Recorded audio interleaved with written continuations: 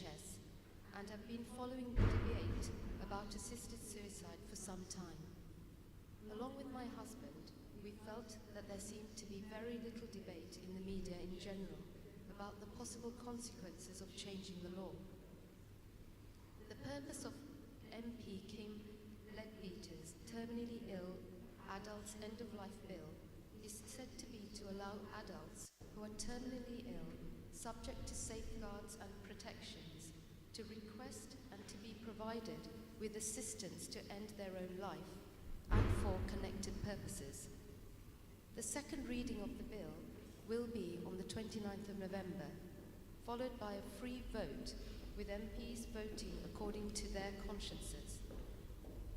We felt it was important to have a forum where people could hear from experts who are dealing daily with people at the end of their lives, from those who feel particularly vulnerable to a change in the law, and from those who are passionately advocating for others who may be affected.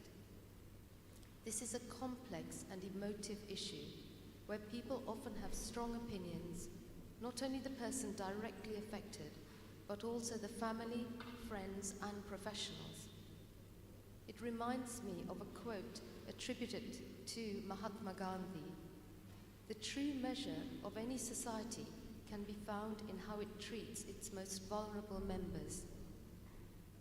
In my working life as a doctor, I have been privileged to be with patients and close family members nearing and some at the end of their lives. It has been my experience when having a conversation on this topic that most people I have encountered, whether they are people of faith or not, whether they are practicing Catholics or not, seem to think a change in the law would be a compassionate outcome. It struck me that this was understandable when one realizes that most of the information in the media in general about this key debate seems to be weighted towards a change in the law. In this whole debate, compassion has been a key factor in considering what is the best way to help people facing the end of their life. Something to ponder is that the beautiful word compassion is derived from the Latin compati, meaning to suffer with, to enter into and share in the suffering of another person. It means never giving up on anyone or abandoning them. It was clear to me that something needed to be done in the short time available before the second reading on the 29th of November. We wanted to invite people to take a closer look of what is at stake and the consequences, intended or unintended, to the social fabric of our country. I realized that I was fortunate in having both professional and personal insights into this debate from which to draw from when deciding where I stand on this bill. With that in mind, I felt I had no choice but to arrange a forum for medical specialists, a bioethics expert, and someone living with disability to be given a platform to speak that was open to the public to attend in person, watch via the live stream or listen on the radio. Therefore, with the support of Farm Street Church and the Catholic Union, we have arranged a panel discussion. A huge thanks to all the panel members who responded to my request to be part of this discussion. This is a measure of how particularly committed each panelist is to this debate and shows how compelled they feel that you should have an opportunity to hear their perspectives rooted in their expertise and experience. It is an honor for me to introduce somebody who's very, very key to this debate, Baroness Tanny Gray-Thompson. Now, she's on her way here because of the storm, but I'll just introduce you to her anyway. So the Right Honourable, the Baroness Tanny Gray-Thompson, Dame Commander of the Order of the British Empire and Deputy Lieutenant, has been an independent cross-branch peer in the House of Lords since 2010. This appointment followed her outstanding dedication and commitment to sport as both a wheelchair racer and an advocate for disability rights. Throughout her time as an athlete, Baroness Tanny participated in 5 Paralympic Games, earning a total of 16 medals, 11 of them gold. As a parliamentarian, Baroness Tanny continues to champion the equal rights and welfare of disabled individuals as well as women and girls. Baroness Tanny's commitment to public service extends beyond Westminster through her work as the Chair of Sport Wales and the Chair of Trustees for the Duke of Edinburgh Award. She also sits on the board of the British Institute of Human Rights.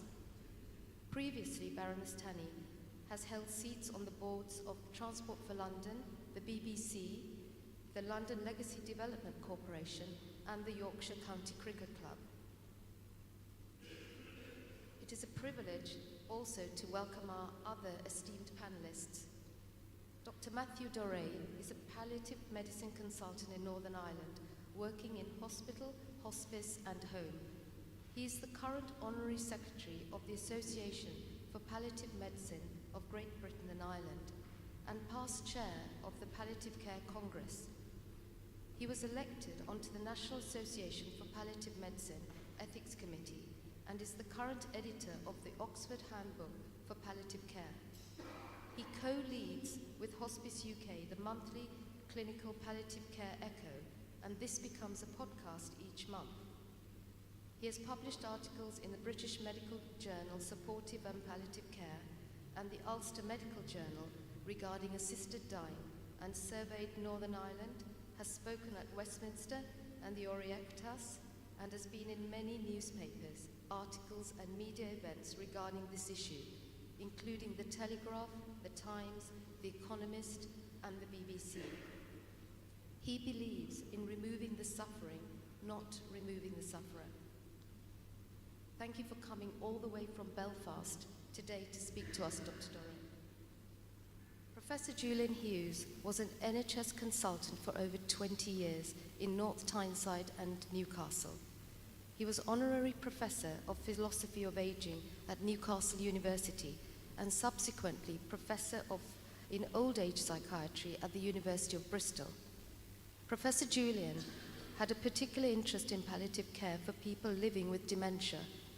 Elected Fellow of both the Royal College of Psychiatrists and the Royal College of Physicians of Edinburgh, he advised various national and international bodies and was the Deputy Chair of the Nuffield Council on Bioethics.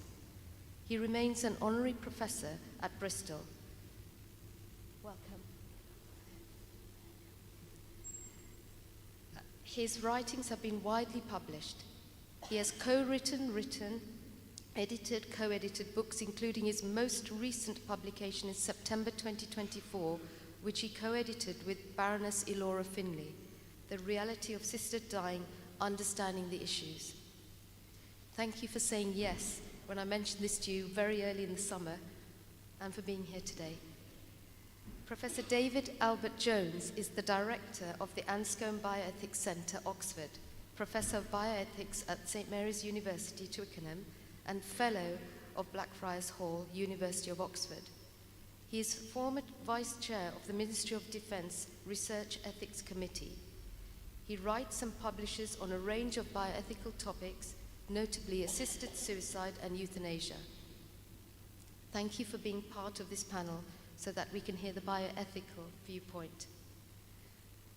Father Chris Vipers has served as a hospital chaplain, youth chaplain, prison chaplain, pilgrimage director, vocations director, and is now the director of the Westminster Diocesan Agency for Evangelisation. Along with his responsibilities as parish priest of St Mary Moorfields in the City of London, St Joseph's Bunhill Row, and parochial administrator of St Patrick's Soho Square. Father Chris, thank you for being the chair of our panel today. The format of the afternoon will be that each panel member will speak for about 10 minutes, followed by a panel discussion of questions set by the chair. There will be an opportunity for the audience to submit questions. There are papers and pens on each pew. Volunteers will collect them during the course of the afternoon. So just put up your hand once you've written out a question, and someone will collect it during the speeches. So without any further delay, I will hand you over to Father Chris Vipers for what promises to be a riveting discussion at a moment that is key in our nation. So let us hear if the assisted suicide bill is about compassion, giving choice, and dignity. Thank you.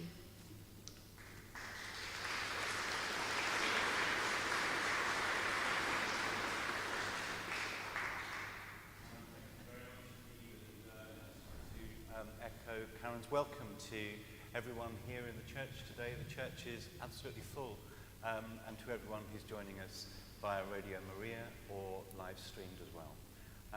The format, I'm going to ask each of the panelists now to give a 10-minute presentation just to tell part of their story of why they're here today and what they want us to hear. And then we're going to open it up to questions that have come from you. And as you came in, you may have been handed a little card, there's pens, and you may want to write a question there, which will then come to the chair, and as time allows, we'll take as many questions as we can to hear your voice too. But first I'm going to ask Dr. Matthew Doré to speak for 10 minutes. Matthew. Thank you. It's a real privilege to be here and on such an esteemed panel as well. Thank you. As you heard, I'm the Honorary Secretary of the Association of Palliative Medicine, the largest representative body for palliative care physicians in Great Britain and Ireland. This means I often represent the doctors who care for and treat dying the most. Day in, day out, that's our job. And because of that, it's worth noting something significant. In repeated surveys over a decade, upward of 80% of palliative care physicians consistently oppose legislation for assisted dying. Our official position at the APM is opposed. But tonight, I want to set aside official statistics. Indeed, I'm here as one of many palliative care doctors outlining it from my clinical perspective. As I prepared for this afternoon, I reflected on why people campaign so passionately for assisted dying. The proponents often say the current law boils down to a three-way choice. Either you die suffering, you go to Dignitas alone, or you take matters into your own hands. This is clearly not true and terrifies many. Why say this? When I listen in detail to honest people reasoning, it often boils down to two key desires. One, to avoid suffering, and two, to have choice and control. To truly address the assisted dying debate, we need to address these two things. These are deeply human fears and hopes, but I believe they are fundamental misunderstandings, as assisted dying does not actually solve or address either of them. Here's why. On suffering. The idea that assisted dying addresses suffering is, at its core, flawed. Ending suffering by ending the sufferer is like addressing a broken radiator by removing the plumbing. It isn't fixing the problem. It's removing the ability to fix it. It doesn't solve the problem, it sidesteps it. Indeed, removing the plumbing leaves the whole house cold. Our job in medicine has always been to alleviate suffering, not eliminate the person who suffers. As we all experience suffering, a solution to suffering of permitting death will always expand its remit because suffering is everywhere. It's also subjective. What does suffering really mean? Indeed, suffering is often self-defined without clear objective measures. On choice. Choice is often presented as the hallmark of assisted dying, my body, my choice. But in practice, it insidiously becomes less about choice and more about societal suggestion. Did you know dignity dying are often consultants on TV programs such as Emmerdale, Casualty, and Coronation Street? So social engineering. What starts as an option can quickly morph into an expectation or even a duty. Here's a silly scenario. Is it an option to wear clothes speaking to you right now? In one sense, it was a choice to wear clothes or not. You'll be very glad to hear it is more of an obligation on our society that I wear clothes speaking to you. A choice is rarely 50-50. There is an onus to pick one way more than another. And given all the jurisdictions which legalize this assisted dying ever increase, they never plateau. Over time, the societal expectation becomes taking lethal medications in certain circumstances. Here's something to think about. Roughly 30% of us will die of cardiac disease. Sorry. 30% of us will die of cancer. Sorry. And 30% of us will die of frailty and dementia. But 100% of us will experience dying, every single one of us. And yet, while diseases like cancer and heart disease are fully funded by the NHS, palliative care, which serves everyone eventually, is not. Over a third of hospice care in the UK is funded by charities. Why? Why do we not fund the NHS cradle to grave as advertised? I think it's because we don't like to talk about it. So let's talk about it. Because underlying all this is a lot of misconceptions about dying. Let's talk about it. Here's the truth. Dying itself is not painful. Please hear that. I can categorically say, in and of itself, dying is not physically painful. Understandably sad, that is different, but not painful. I had a professor once tell me, I often repeat it to patients, it's a bit quirky, but there you go, it's useful, and I apologize if anyone's a dentist. Sorry. Dying is like going to the dentist. You absolutely dread it, but when you're there, it's not so bad. So what is it? Dying is a process of the body shutting down. It is a gradual process. What happens in the vast majority of patients is they get progressively weaker and weaker. So they spend longer and longer in a chair and then bed. They sleep more and more. This often happens over a number of many months, short months, or weeks. Dying's not a straight line. It fluctuates.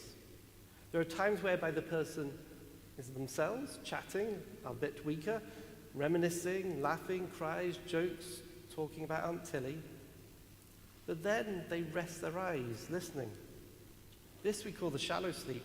The eyes are closed, but the ears are working, and the eyebrows move. They squeeze your hand. The person is listening, but too weak to be wholly awake. Then they go deeper. This is just like normal sleep. You're not aware of your surroundings, you're unconscious. But then in a fluctuating wave, you go back up again, shallow sleep, then awake, then down again, shallow sleep, deep sleep, and up again. Over time, the peaks get less high and shorter, and the dips get deeper and broader over time. This fluctuating up and down nature of dying is because the body knows how to die. This may sound like a bizarre sentence, and one I need to explain. But over a long period of time watching people die, I can't think of another way of saying it. The body knows how to die. Like the body knows how to grow up when you're a child, how to go through puberty, how to be pregnant and give birth. It knows how to die. Out with our conscious control, the body knows how to shut down and die. And like all those processes our body goes through, dying is a process. The deeper sleep, the unconscious sleep, gets deeper still. And the family noticed some changes in the breathing. Sometimes goes a bit faster, sometimes a bit slower, but pauses in the breathing inevitably start. There's a thing called the death rattle. When you're deeply unconscious, in about 30% of cases, there is a gurgling in the breathing. This is just being so weak, we can't automatically move along our secretions, and we breathe through them rather than clear them. Families sometimes think this is the patient choking. It's not. It sounds flippant, but it's more akin to snoring, annoying the wife in bed rather than the husband who's asleep. The breathing starts to have pauses in it. 1, 2, 3, and then restarts. A period of more breathing, but before more pauses start. Sometimes the fluctuations, the patient goes up again, and even all the way to a window of wakefulness. And she tells me, I had a really good sleep, Dr. Matt. When I know they were pausing in the breathing a few hours or even minutes earlier. Therefore, I know it's not a distressing place when the breathing pauses. Rather, the patient is simply unaware.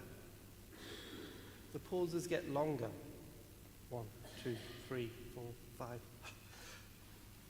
They get a bit longer still, and often without people noticing, one of the pauses doesn't restart. That is death. Sorry to say there isn't a burst of last words. That doesn't really exist. There is no revealing of where the lost treasure is or where the hidden lottery ticket is. No, it's almost always a peaceful death, a natural death. Don't get me wrong, always sad, always an element of reverence, but not physically painful.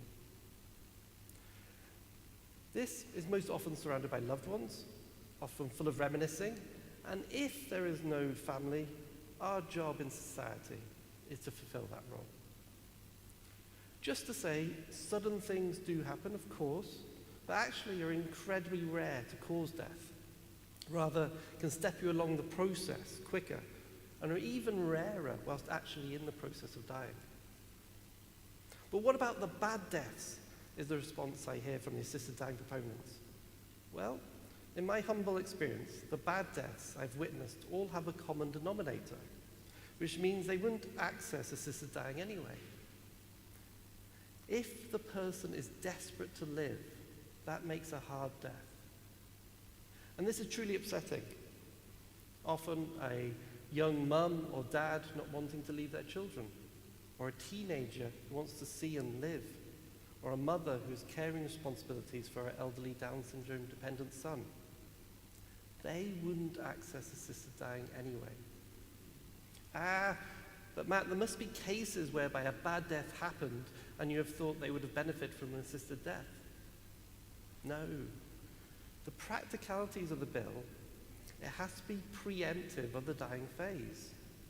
Due to consent and capacity and all the measures outlined, you will only actually provide lethal medications to those earlier who have an uncertain prognosis. We are really bad at predicting prognosis, by the way. We can't predict 6 months. Dame Esther Ransom, diagnosed with stage 4 lung cancer 20 months ago, was given a prognosis of less than 6 months then. She has surpassed that expectation, celebrating milestones she thought she'd never reach, like seeing her bulbs bloom and enjoying another Christmas. I wish her well, and I hope she gets another Christmas. But her story highlights the profound uncertainty of prognosis. If assisted dying was an option, how many people in similar situations might have ended their lives prematurely, missing out on precious unforeseen time? Is the risk of such early deaths a price worth paying for the so-called right to assisted dying? Let me tell you a true story. As a junior doctor on my hematology placement, I witnessed a patient with leukemia die peacefully. It was my first close experience with death, and I always remember the patient's son, whilst giving the ward chocolates, telling me, "Dr. Matt, you know my dad taught me how to use a spoon, how to ride a bike, wash and dress. He taught me how to be a good husband, and then a father. He taught me everything I know. And know what? He has now taught me how to die." A good death creates a legacy. It provides the opportunity to reconcile, to love, and to teach. Assisted dying also creates an example and demands generational repetition of a preemptive death. It feeds an unfounded fear of the process of dying. Assisted dying teaches you that you become a burden. Indeed, in Oregon last year, 43% accessed lethal medications exactly because they felt a burden. Let me all ask you this. What do you want your doctors to do? If a patient says, "Kill me," should I take it at face value? Simply refer them onwards? Or dig deeper and ask why? And understand their suffering? The proposed bill doesn't require us to ask why. This raises a question. Where should doctors draw the line between exploring the root causes of suffering and being accused of obstructing access to assisted dying? Under the bill, I can't decline to refer someone who will be to provide lethal drugs for them. But ironically, I could suggest to a patient that you might be better off dead. Doesn't this feel like a one-way street? If assisted dying becomes law, palliative care risks being seen not as empowering patients, but as standing in the way. Doctors who pause or explore deeper could be dismissed as blocking access, as paternalistic, or influenced by their personal beliefs. The essence of palliative care is non-abandonment. It's never giving up on making you more you. That's the true meaning of dignity. Now let me pause and finish on that word dignity. Proponents of assisted dying often equate dignity with individual autonomy. But I would argue dignity is something deeper, something innate and inherent. Indeed, human rights declares the inherent dignity and equal inalienable rights of all people. Dignity isn't something you gain or lose as claimed by proponents. I don't want to lose my dignity by being catheterized, for example. Rather, it's fixed. It's inherent. Whether you're a king or a pauper, a drug dealer, a politician, someone with a disability, or someone facing terminal illness, you have the same human dignity as everyone else. The real question is, are we treating people with the dignity they deserve? When someone meets the eligibility criteria for assisted dying, and let's be clear, those criteria aren't safeguards, they're check boxes ticked by 2 random doctors and approved by a judge to ease societal conscience. How do you think that person feels within that circle of eligibility? You also have to choose not to access it. The law isn't just a set of rules, it sends a social message. And the message being sent here is, in your circumstances, maybe it's better off if you're dead. That is not providing inherent dignity, equally to all people. That's a statement that your life, your worth, your value is less now. It tells my patients they're a burden, that they're taking up resources, that their lives aren't valuable. Well, I disagree. My patients are of equal value as anyone else. Thank you.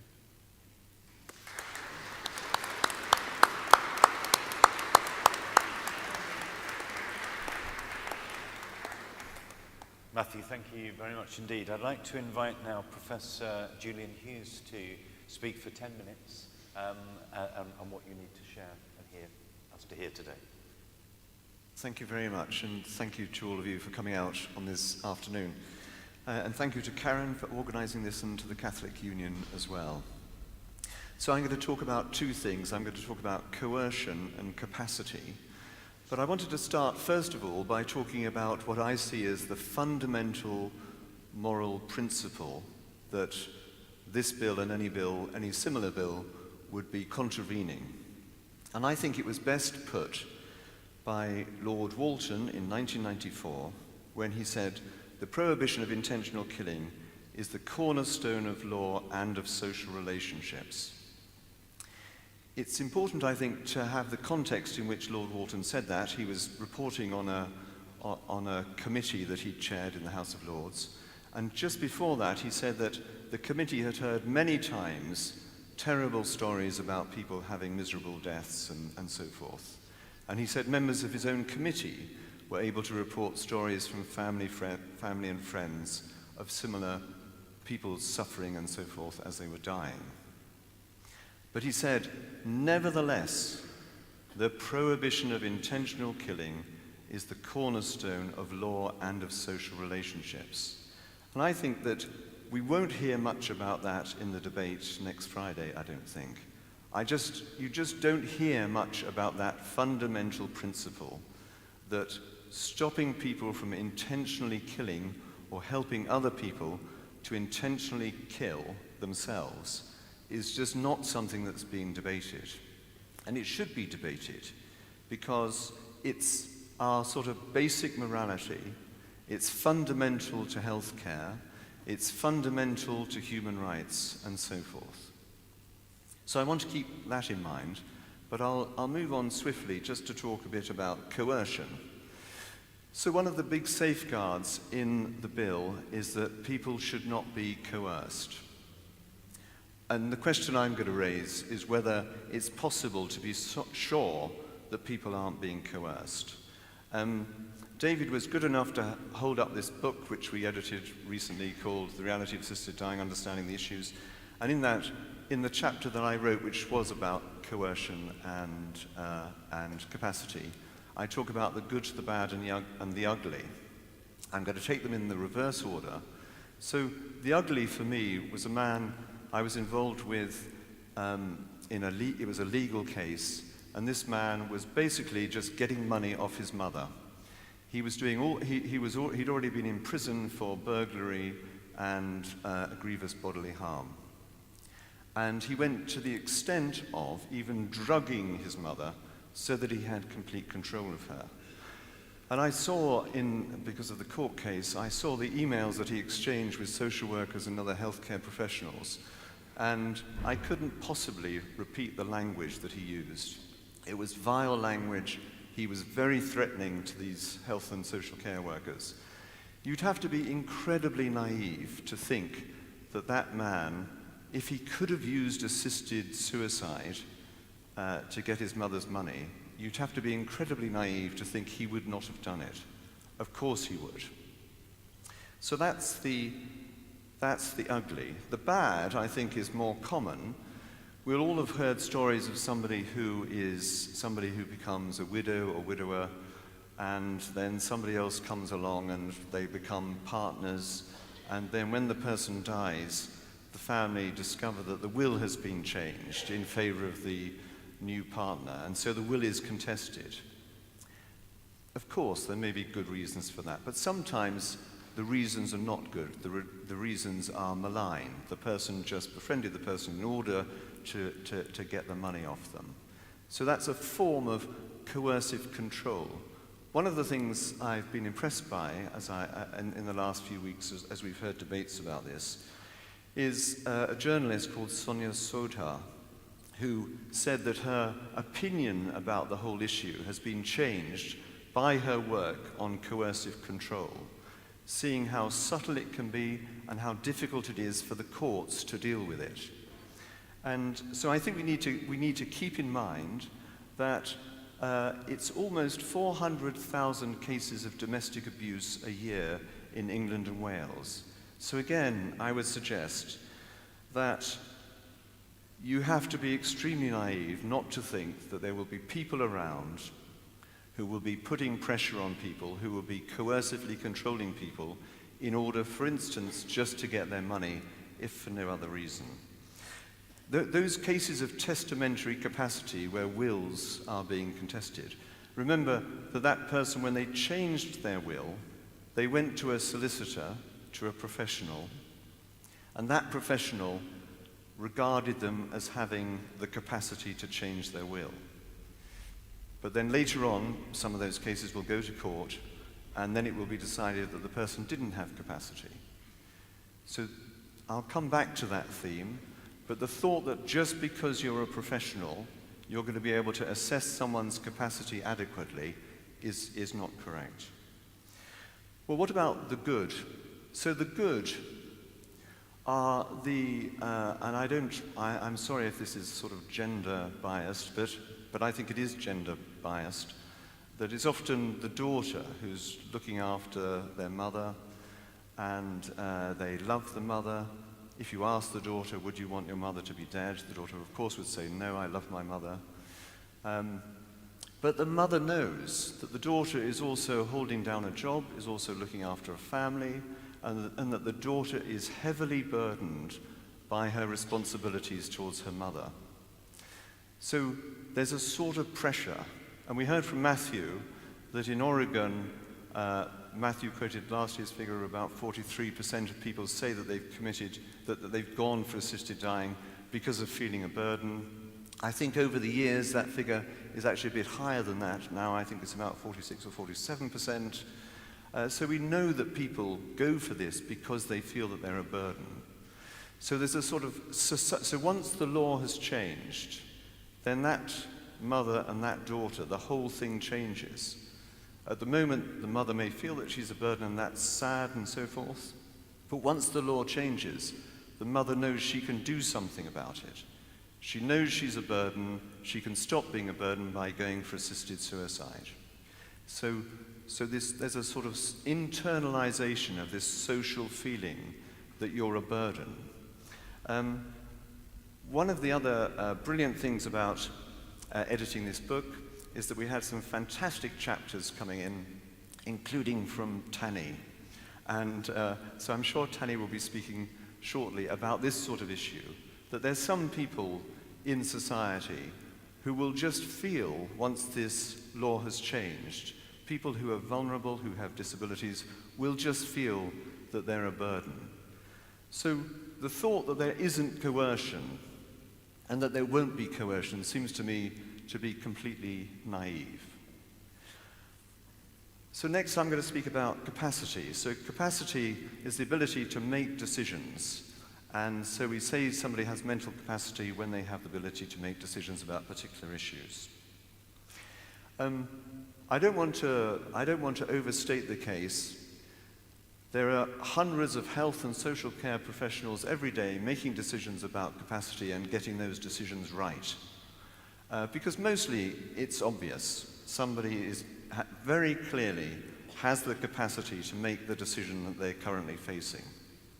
And sometimes it's very clear that the person does not have the capacity to make that decision. But there are also marginal cases. And all I can tell you is that as somebody who has had to do this, as somebody who's done research on capacity, even towards the end of my career as a clinician, I would sometimes go and see people and think, I'm just not sure. Either because of communication problems or something, I was just not sure whether I should say the person did or did not have capacity. And remember that in the bill, if the bill goes through, then it will be non-specialists who will be making this decision. If they want to, they can refer on to a specialist, but they're not compelled to do that. So often it will be the non-specialist who will be sitting there deciding that the person doesn't have capacity. Just to finish off talking about capacity, I want to tell you about one of my favorite in inverted commas, doctors who's called Dr. T. So there was a case of capacity. It was a case called CC versus KK. KK was a lady who was put into a care home, but she had the wherewithal to object to being in a care home. And she said, I don't want to be here. So the local authority got several professionals to go round to see her, to see whether she had the capacity to make the decision to go back to her own home. There were at least 2 doctors. One of them was Dr. T, and there was also a social worker. They all said she lacked capacity. The case went to court, and the judge ruled that she did have capacity. So the first thing to note is that, again, professionals, even professionals who are skilled in this, can get it wrong. It is a value judgment. In the bill, it simply says that capacity issues will be dealt with in accordance with the Mental Capacity Act, as if it's very straightforward, as if it's a sort of tick box exercise, but it's not. Evaluative judgments are required when you're assessing a person's capacity. It turned out that Dr. T had performed about 233 assessments for the local authority in the previous, year or so. So Dr. T was going around doing these assessments all the time, always of people with dementia.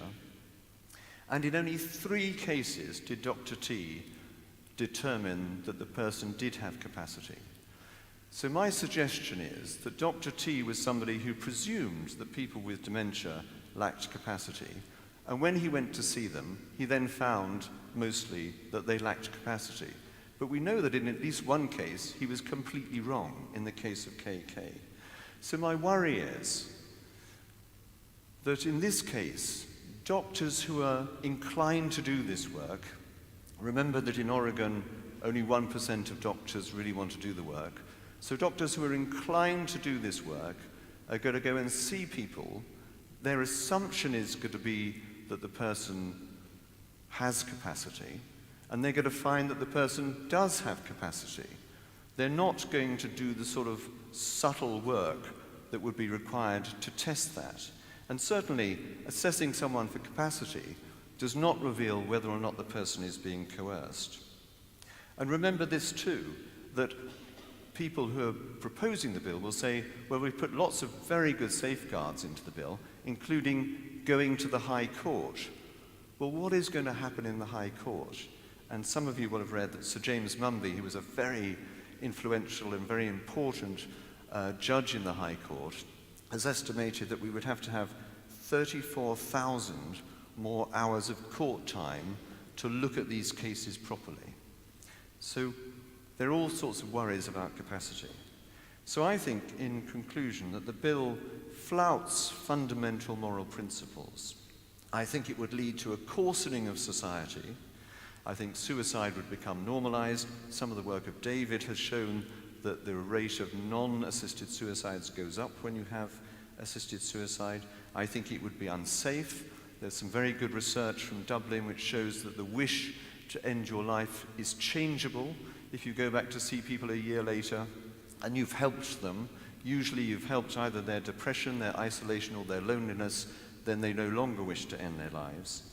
And I think it ignores or downplays the safe, moral, inspirational alternative, which is palliative care. And in short, I don't want to see the state sanctioning doctors intentionally to help people to kill themselves. I think that isn't what medicine is about, and I think we shouldn't pass into law something that brings about intentional killing of doctors, or doctors helping patients to intentionally kill themselves. Thank you.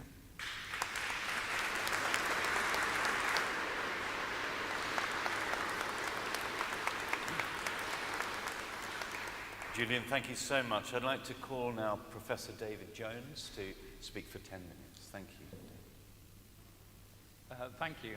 So my specialism is bioethics, the ethics of our biology, of having a body, of being human, of our mortality.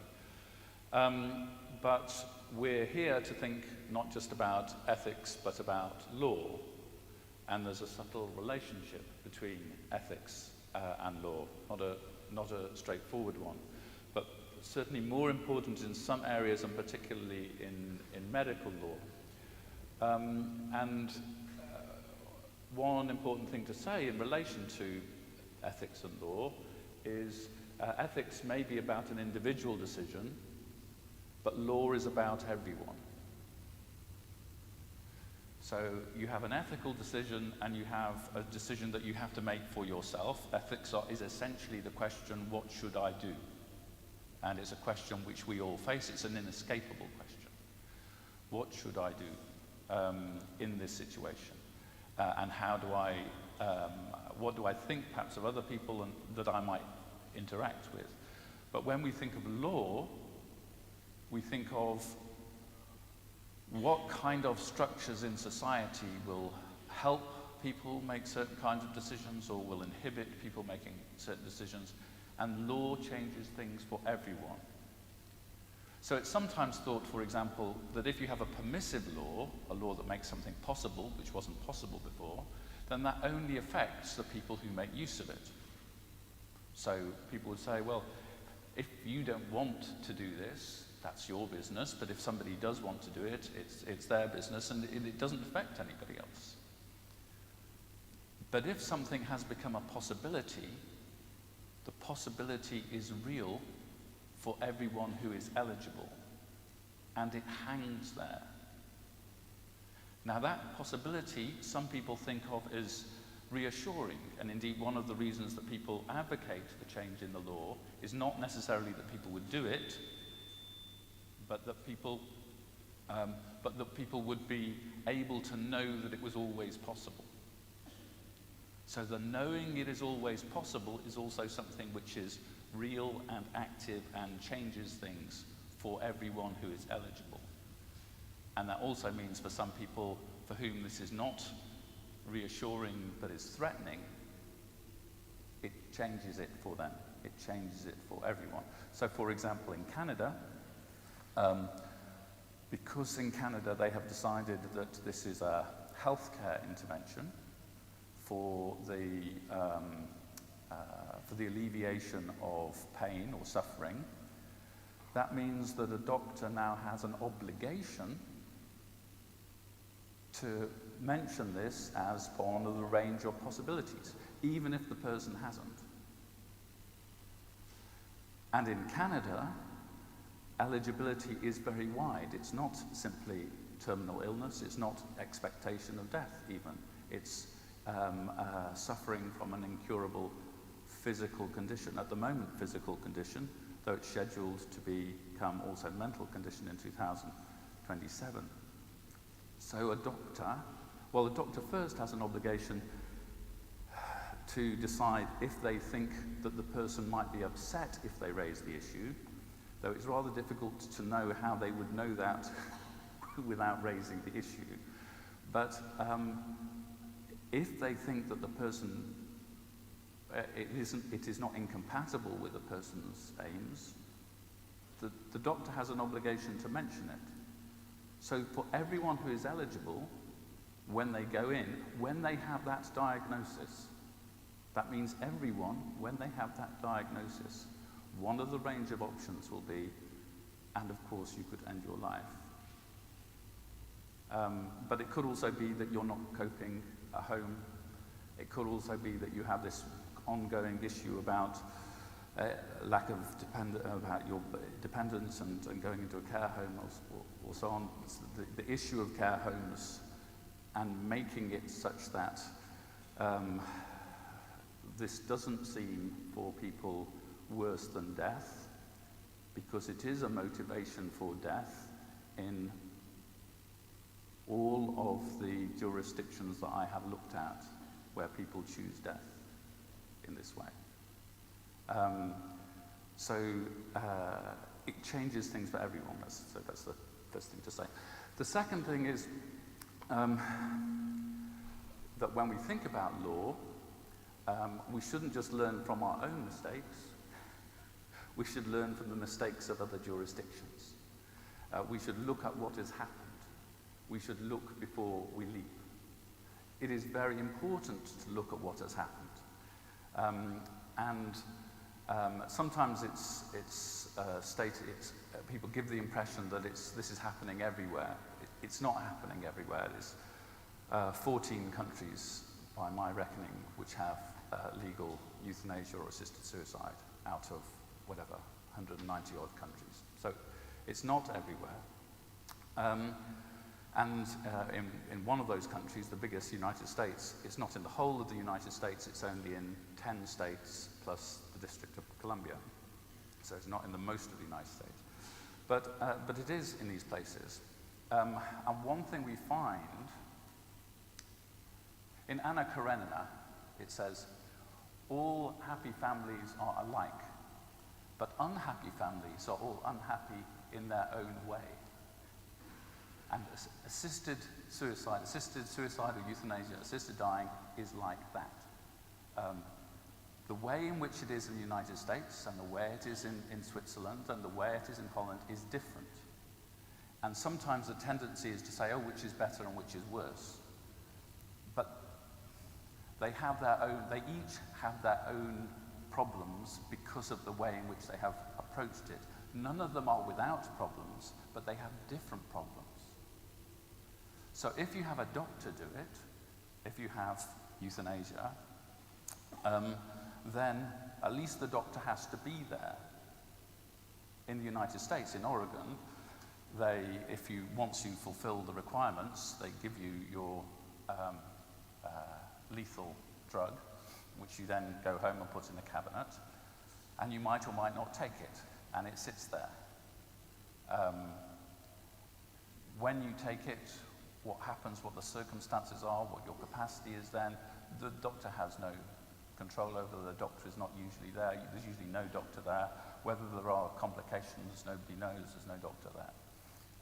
In Australia recently, which has they have different systems, but in Queensland, there was a case where a woman was given,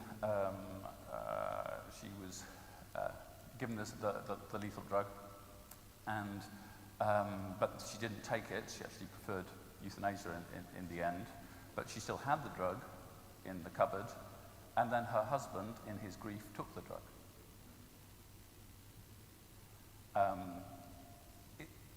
Immediate time of immediate grief is a time of vulnerability to suicide, as indeed diagnosis of terminal diseases gives a vulnerability to suicide. But that shows the problem of not having the doctor there. But if the doctor is there, you've arranged for the doctor to come, everybody's around, he's there with a syringe, or she's there with a syringe, then you have but do you still want to do it? And to what degree is that a free choice at that time? And how many people say, actually, no? In Canada, less than 1%, I think. Whereas in Oregon, 30% of people don't take the poison in the cupboard. So, you have somebody there who's responsible, but they're also controlling it. You have nobody there and nobody responsible. Each unhappy family is unhappy in its own way. So it isn't that we think, oh, we can get the right, if we just choose this one rather than this one, then we will get the right system. What happens is each of the systems tend to develop their own problems. And if it happened here, we would have our own problems. In America, it's relatively restricted because medicine is mainly very privatized. This means that gives people choice in one kind of way, but also there's very little social solidarity. There's very little sense of that there's a right to healthcare and you should promote something if you think it's for their health. Whereas in Canada or Australia, which are far closer to us, then they think if this is good, then everyone should have it. Surely, if this is good, you don't want to restrict it. And that's why things get extended. They say, well, if it's good for adults, why not for mature children also? Why can't it be good for them too? If it's good for terminally ill people, why not good for these people too? And so it pushes. It pushes. It doesn't push so much in America, because in America it's about privacy. It's not really about health. Every unhappy family is unhappy in its own way. So when people talk about the example of Oregon, as though we were like Oregon, as though our health system was like the health system in the United States, which, thanks be to God, it is not. There is no country in the world that spends so much for so little as the health service in the United States. They miss the way in which it would be a problem here. But in no way is it not a problem. Everywhere is a problem, but it's a problem of a different kind. I'll stop there. Thank you.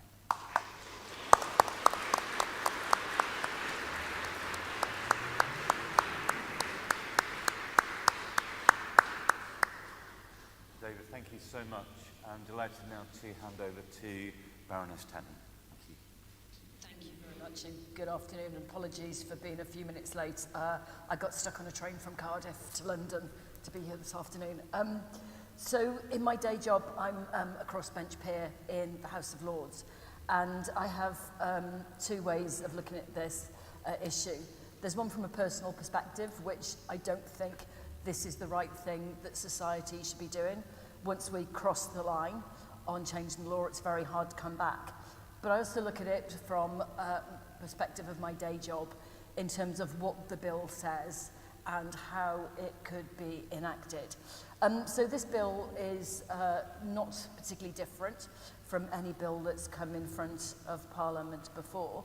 And I have to say I did expect in the 9 years since it was last debated in the Commons in this detail that the bill we see would be much tighter than this one currently is. Now, I don't want to give you a long lecture on the difference between the House of Commons and the House of Lords, but just very briefly, the second reading is on Friday, and if it passes that stage, it goes into committee.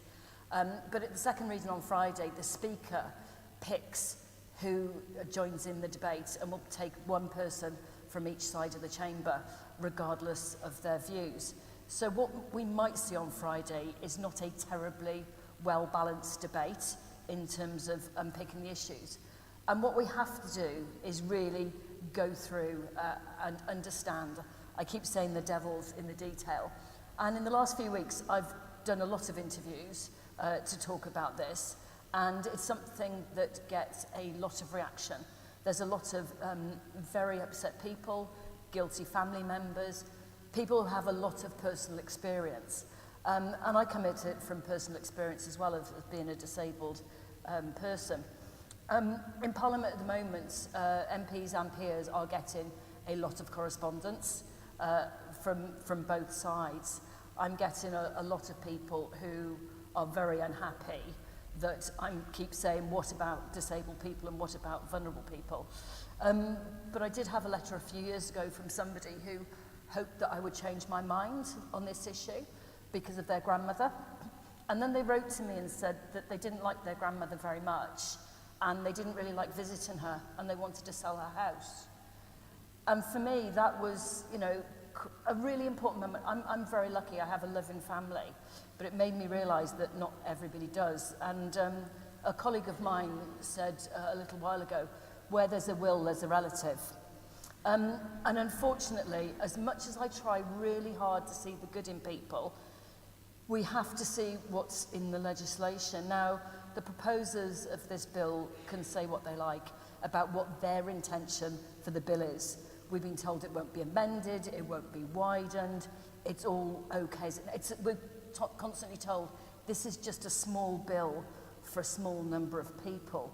But unfortunately, if this bill can't be amended, we might as well pack up in Parliament and go home, because our job is to amend legislation. So for me, once we cross this line, it's very possible either through the court system or through practice, which is what we've seen in other jurisdictions, for this to be widened. Now, we're also told that this bill has the strongest safeguards of any jurisdiction in the world, but what they are, in effect, is just qualifying conditions. Now, what we see in this bill is that there's a provision for a High Court judge, but in terms of capacity and making those assessments, will the family court system have time to make an adequate assessment of whether it's somebody's settled wish or not? A number of High Court judges have come and said this is just not workable. And what we know is that there's currently 103,000 cases of children who are stuck in the family court system. So if this goes to a High Court judge, who is going to have priority in terms of those decisions? Now, we're told it's for a small number of people. A few months ago, we were told it was just for 300. Now we're told it's maybe for 1,000. The figure of 7,000 is not being disputed publicly. But if we look at other jurisdictions and scale that up for the UK, it could be between 27,000 and 40,000 people. So this is not a small bill, it is not a small change. And for me, I come at it at the point from as a disabled person now, I have more privilege in my life than pretty much any disabled person I know. As a Paralympian, as a member of the House of Lords, I feel very protected. But actually, a lot of disabled people don't feel that because of discrimination, through healthcare, through housing, through employment, through transport. Disabled people's lives are really hard. And added to the fact that this weekend the Prime Minister has also said that there's going to be a crackdown on benefits, the assumption that people all claiming benefits of some way fraudulent. Disabled people are absolutely terrified. Now, there is a poll that says 78% of disabled people support this. There's polling that says lots of people support this. When you call it assisted suicide, there's one figure. Assisted dying. When you call it assisted suicide, that figure drops. When you start asking people, what do they understand assisted dying to be? People think that it's palliative care. And the number drops every time you add in for young people, for different conditions. It keeps dropping and dropping. And this is a hugely emotive issue.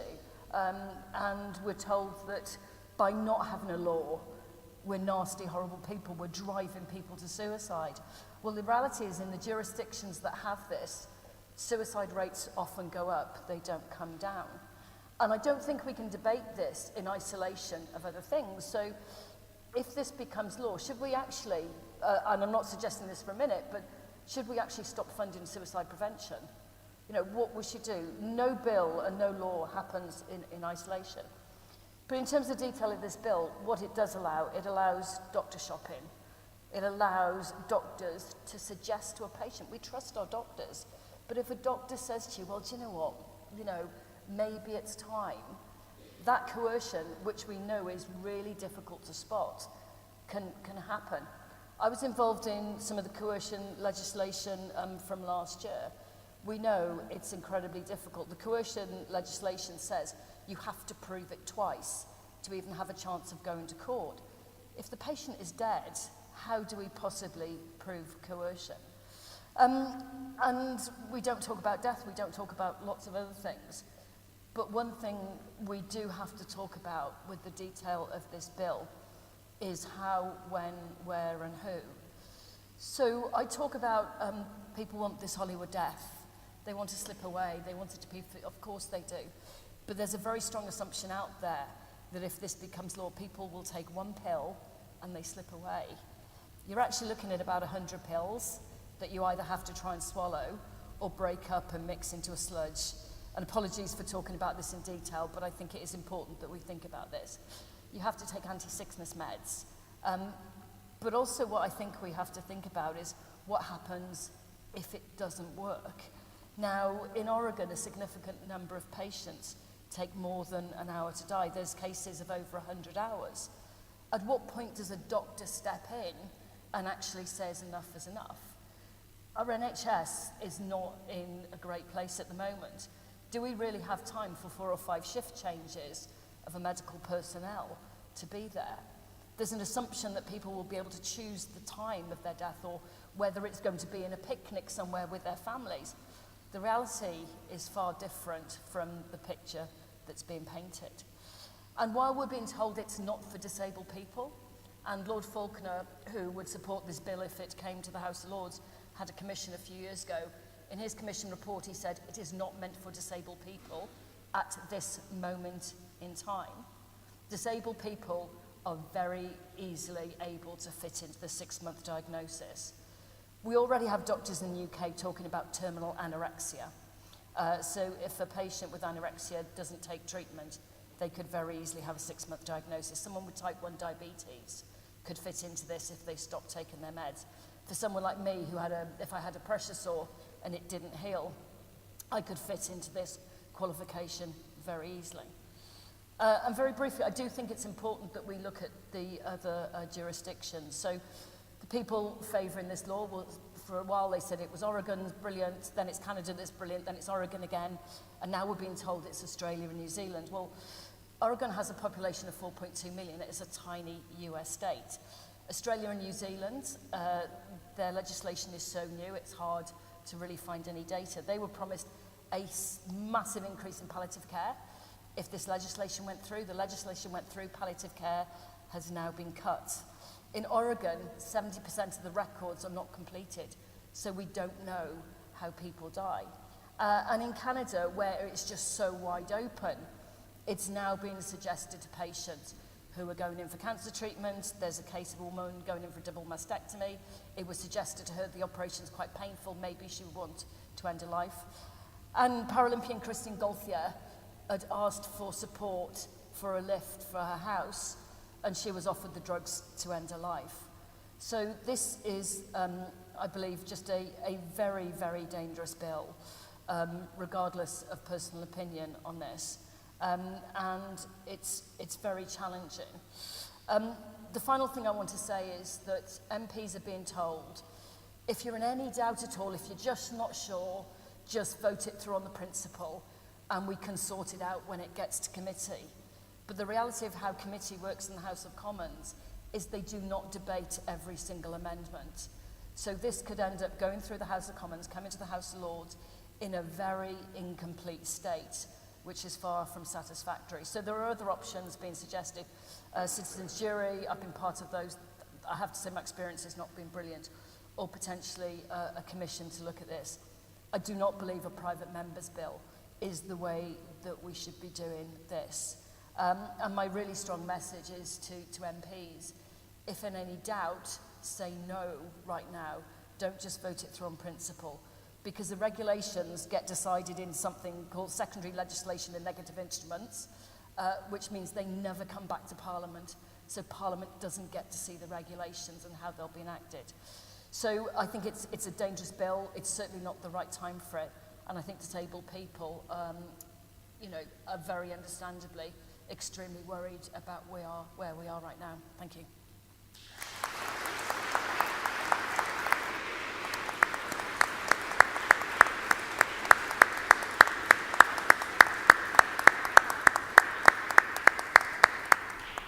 Tanni, thank you so much, and thank you to each of our panelists so far for the passion, the perception, and the personal experience that you've spoken from. We've had lots of questions in from the Assembly already, and they're still coming in. We'll try and take as many of those questions as we can within the allotted time. If I can bundle some of the questions together, I will, but I'm going to launch with this. As a Christian, I feel uncomfortable with the prospect of a person dying a slow death in acute agony. Given the uneven provision of palliative care, what can be done now to prevent agonizing deaths? And a follow-up question to that, what do you do when palliative care no longer works and the patient is in unbearable agony? Matthew, do you want to? This is a very reasonable question, because death is scary. The first part was in terms of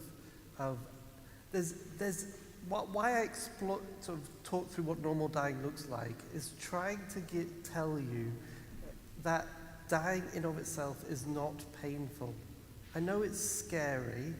I know it's something which we don't talk about as a society compared to previous generations, but it's in of itself, in the vast, vast, vast majority, it is not painful and agony.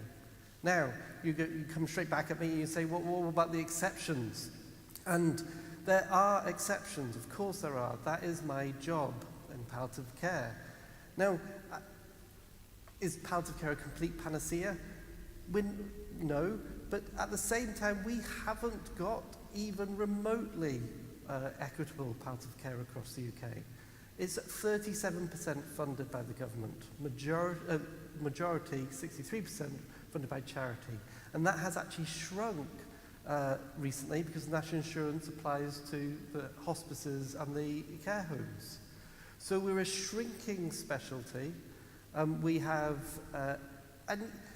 okay, take it further. What happens if you've got those patients which are in the very exception? And pain, by the way, isn't really, it's funny everyone picks pain, because pain is one of the easiest things to control. Other symptoms are often more problematic, actually, but pain is something which is being pushed as this narrative, dying in agony and pain. That's not true. Don't get me wrong, it's sad, and if you take the broad definition of suffering to be psychological, social, and spiritual, of course there's distress there as well.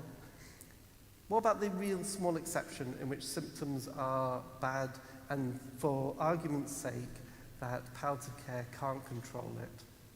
Just to make the most extreme example, I have never really seen that. And I have seen an awful, awful lot of dying people.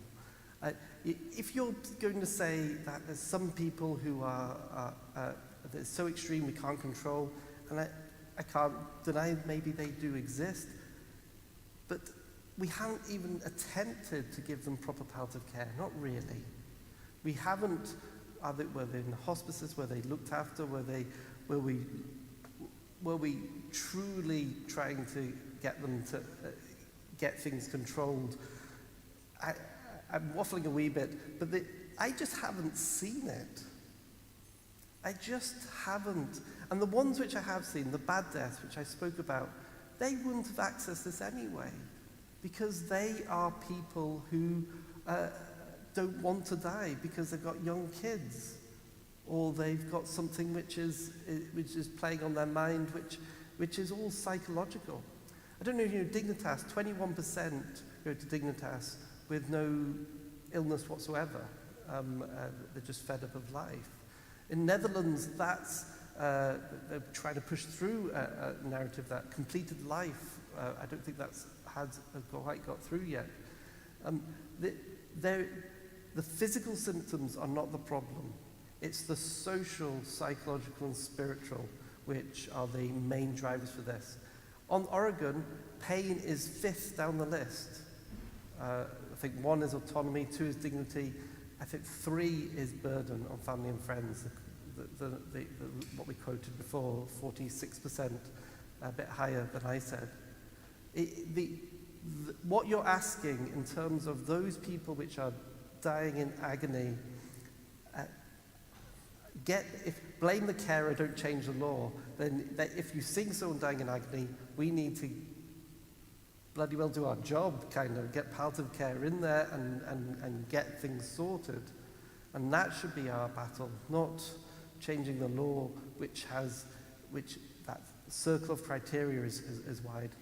I hope that answers. Sorry. Yeah, just to say, even if the problem is bigger than we might think, there's no evidence at all that this helps. There's no evidence at all that the number of deaths in pain is any less in the Netherlands, that the number of deaths in pain is any of the less in Oregon or in Canada. And the trouble with changing the law is it changes things for everyone, and it also has an impact on palliative care. And even though it is the case that the pain is down the list, it isn't the usual reason for wanting assisted suicide. Over the years, the longer it is in place, the more people are concerned about pain. The more people have experience of pain, not less. There's a real problem of symptom control being in tension with offering assisted dying. And symptom control seems to get worse if you change the law. So this isn't going to get rid of the problem of pain. Thank you. There's a sort of unfeeling response to the question, which is simply to go back to my fundamental principle and say, well, we don't want to have intentional killing of people, and that's why, sadly, we have to put up sometimes with suffering and so forth. But I know that's a difficult line to push. Matthew is the expert on palliative care, but I can say that I looked after lots of people in a long-stay ward, NHS ward for people with dementia. Many of them die from all sorts of things, from cancer to heart failure to lung conditions and so forth. And I agree with Matthew. We didn't have people dying in agony.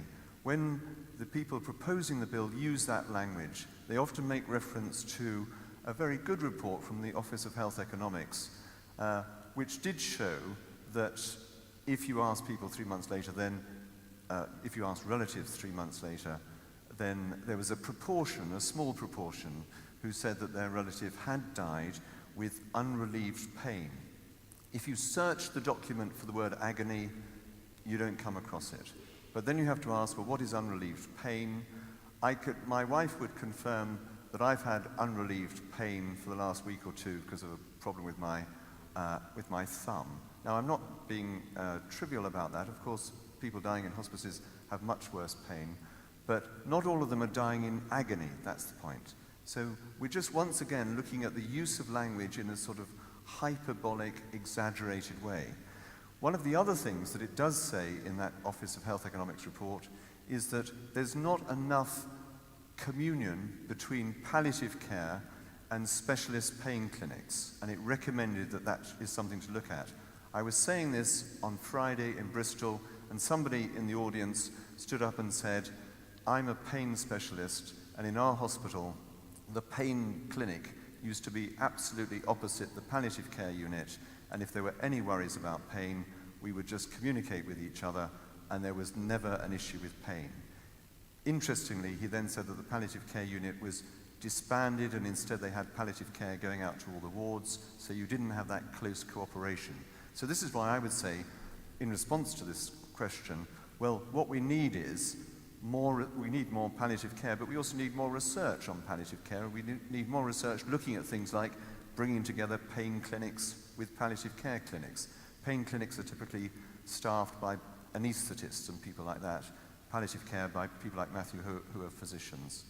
Thank you. We have a question here with a very genuine concern of a practical nature. I am an NHS GP.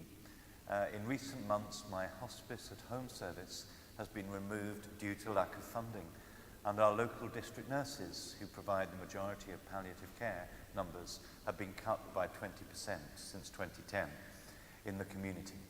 Given the state of public services in the UK, would the dying have a genuine choice?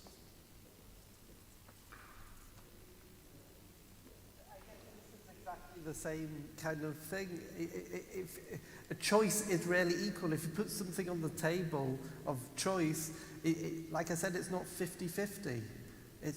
There's always direction towards one thing. I would much prefer to pick the sweets than the healthy salad. Choice is not equal. And as soon as you start having decreased social care, and it's not just palliative care have a really important role, but I would also want to highlight the social care, the GPs, the district nurses, all the social networks which support everyone at some point in their life. They need to be good, effective, before you introduce something like a lethal medication into the mix. It just destroys the dynamic, because it's not really a choice, is it? I think you alluded to earlier, there was a Paralympian in Canada who was offered MAID, that's their medic term for assisted suicide, rather than getting a chairlift. I mean, it's that fundamental. What kind of society do we want? Thank you, Matthew. We're talking about values here and principles.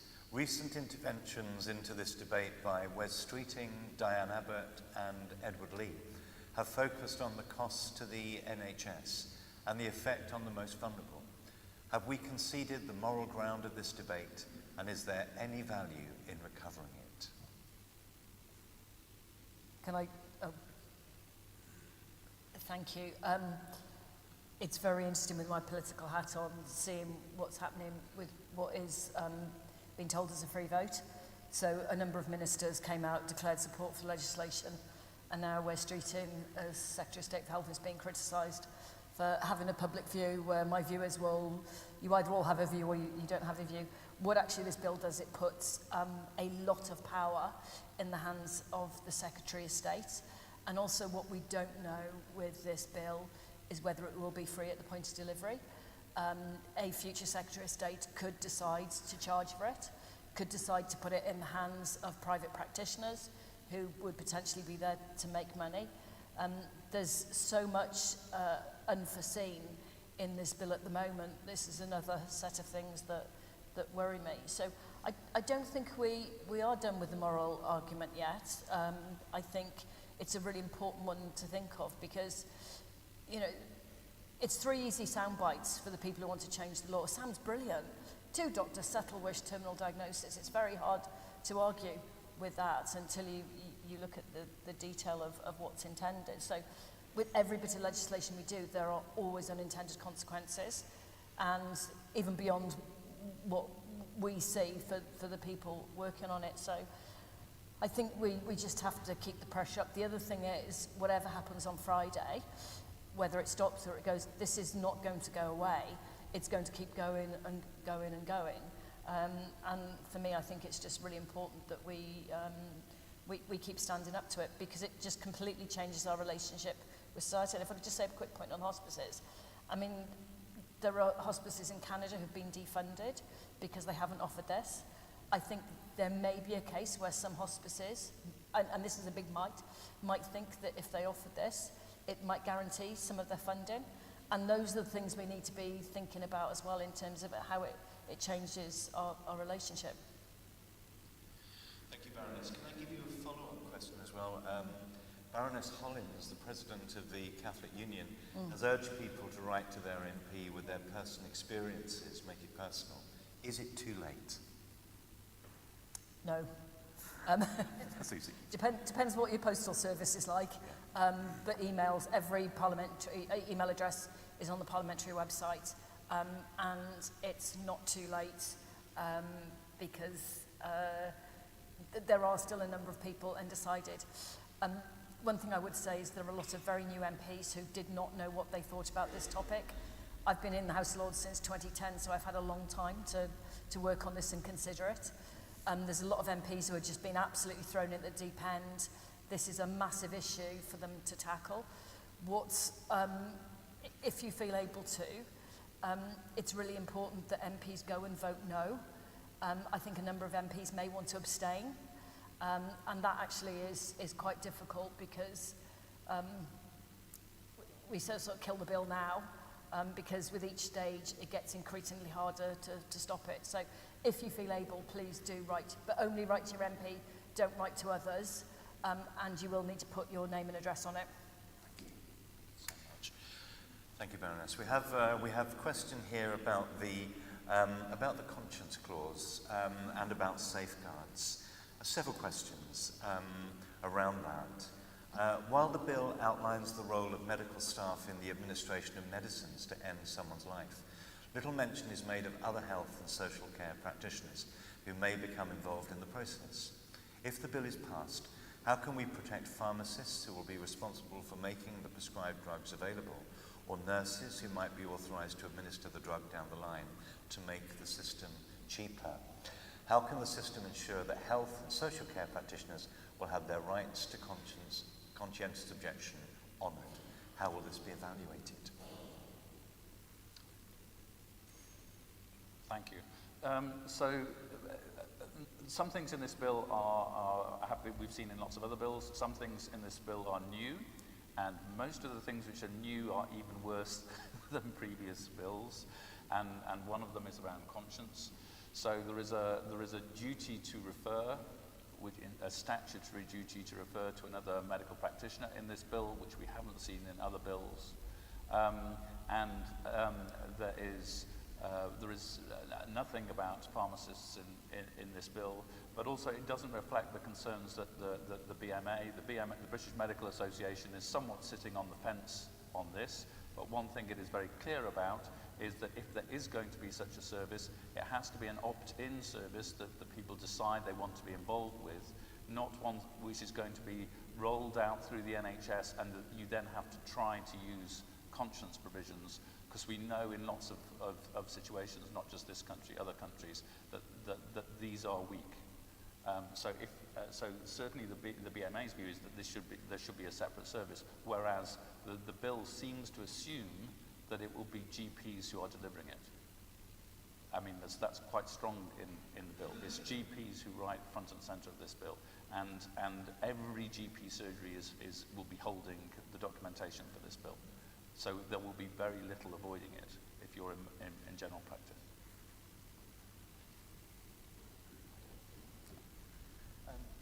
Can I be heard? So just to add to that, I mean, so David's absolutely right that the moment somebody comes into your surgery and raises the issue, you're then trapped in the process. You can't then say, oh, I'm sorry, I'm conscientiously objecting to this, because the person now can say, well, the law says you have to refer me on to somebody who will help me. So that's the point. I just wanted to make two other very quick points. One was that a very good pharmacist friend of mine has told me that pharmacists have not thought about this in any formal way. Of course they have as individuals and so forth, but there's no actual kind of stance established. So that's another example of the way in which we're just not ready for this. And then the other thing is that I can't remember whether it's Justice Mumby or somebody else has made the point that judges might also want to have a conscience clause. I mean, you might just not want to hear any of these cases if you're in the family division of the High Court, and that's not in the bill at the moment. Oh, it was the, do you want to say that? It was the Equality and Human Rights Commission that raised the issue of whether judges might want a conscience clause. A further question on the conscience clause and on possible opt-outs, and that is for Catholic or Christian-based care homes and hospices who will have to facilitate assisted suicide if it is requested. Could this new legislation, along with the Equalities Act, be invoked if an individual home or hospice decline to cooperate. So another thing which is new in this bill is it doesn't just give conscience rights to people who don't want to be involved, it gives conscience rights to people who do want to be involved, and from their employer, so that their employer cannot do anything detrimental to them.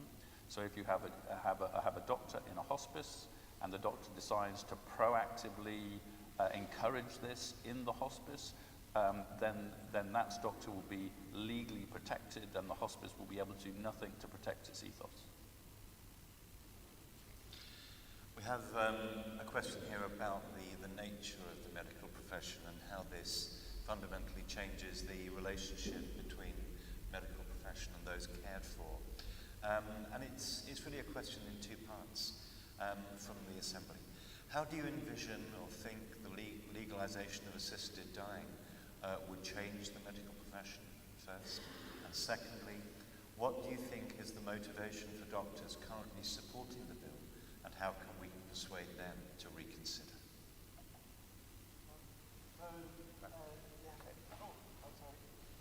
Yeah, a very reasonable question as well. What's the motivation behind doctors who support this bill? You can talk to them, but I think it's no different to the general population. If you look at the BMA survey and the RCP survey, the doctors which are closest to dying, i.e. GPs, geriatrics, and palliative care, are all predominantly against, quite significantly. The APM, the Association of Palliative Medicine, is 82% against, 15% neutral, and about 2 to 3% for.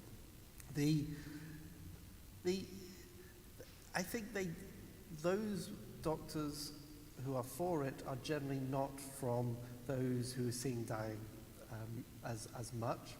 And I think they're doing it out of the same reasons. They are it's based in fear of suffering and a ethos of choice and autonomy being the highest priority in terms of their how they rate their sort of principles.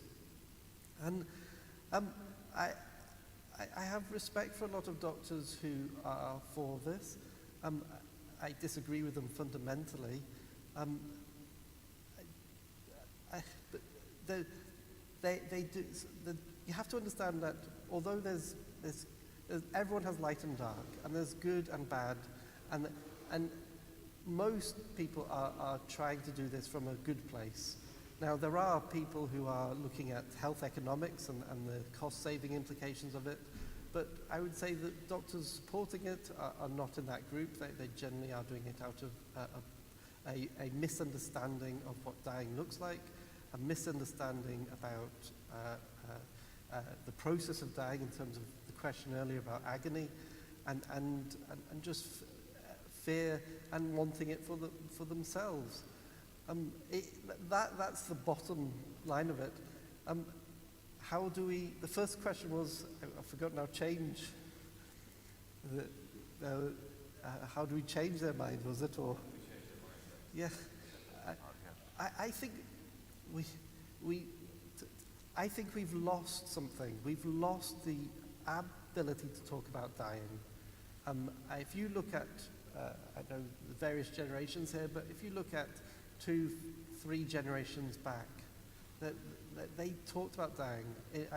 My wife's Northern Irish, and we do a lot of wakes, and it's that we've separated it, we've clinicalized it, we've made it something medical rather than something which is natural and normal and happens to all of us.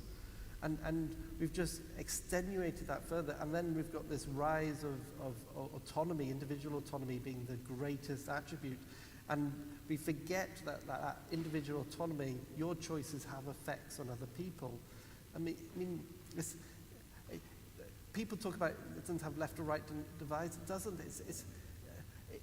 But people don't seem to see that, a bit like the gun lobby in America, you introduce guns, lethal weapons into the system, there are more accidental murders, deaths, suicides, etc. Because there's lethal weapons in the system, there are consequences to adding lethal medications into the system, that there will be more incorrect accidental deaths, suicides. And it's the individual autonomy being weighed higher in people's mind than the population's safety. And that's where I'm hoping the legislators really see that, because all laws essentially have to balance those two things. And I respect my colleagues, but I fundamentally disagree with them on that. And it is a minority in those who deal with dying. Thank you. So I agree again with Matthew, and of course there are facts to back up what Matthew's saying. So you can look at how people vote within the medical profession, and the closer you are to clinical work, and then within clinical work, the closer you are to people who are dying, the less likely you're going to be to want to change the law, the more you're able to accept death and dying. The other thing I just wanted to quickly say, never missing an opportunity to try and flog the book, is that there are a couple of chapters in there by somebody called John Maher, who's a psychiatrist in Canada, and he's commented that he's quite alarmed after just 5 years or whatever, fewer than 5 years. He's quite alarmed by the normalization of assisted dying in Canada amongst medical students and junior doctors. Very quickly, he said, it just became accepted that this was a normal part of medical care, was to end people's lives. So I just wanted to make that point. And then finally, there's something very complicated, I think, to be said about the notion of progress, because people say this is a progressive bill. So it's almost as if we're on a pathway. This is the next logical, liberal step for our society. But of course, that depends on us making choices. And we can make a choice to be more humane, more caring, to spend more money on looking after people at the end of their lives if we want to, or we can spend more money on providing services which just end people's lives. It's not dictated to us from anywhere that we have to go down this route. Thank you. Thank you. Just to add to that, about we have to understand that there will be an impact on doctors, whether it's they choose to try and abstain from it, or actually what we've seen in other jurisdictions, it's a small number of doctors actually ending people's lives. One thing I get told a lot as well, we don't let our pets suffer. Apology, I grew up with pets, but we tend to end the lives of pets when they cost too much or they're an inconvenience, and we never ask the dog or the cats what they want. But if you haven't seen it, I would ask you to look at Liz Carr's documentary, which is available on iPlayer, where she goes to Canada and she interviews one of the doctors, Dr. Ellen Weeb, who's performed potentially hundreds of deaths. And actually, it is incredibly scary to look at the interview with the doctor and almost how much joy she finds in ending people's lives. It's absolutely terrifying. Thank you, Baroness Tenney. We've come sadly to the end of the questions, but not quite to the end of the event.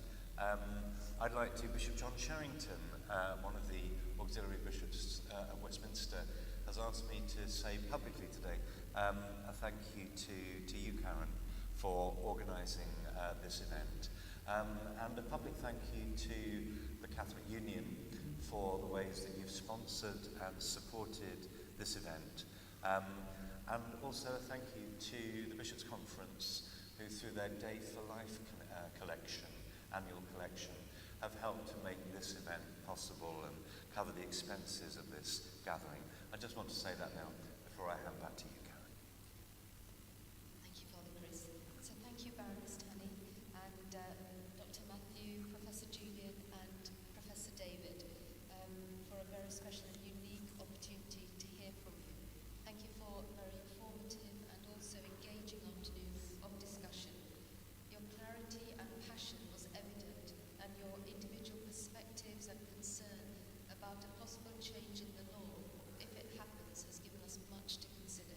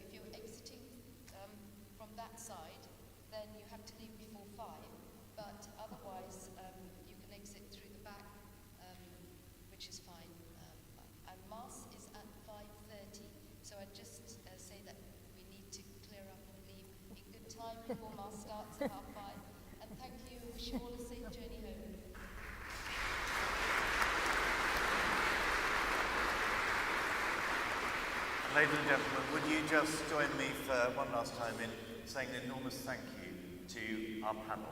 Thank you. Thank you.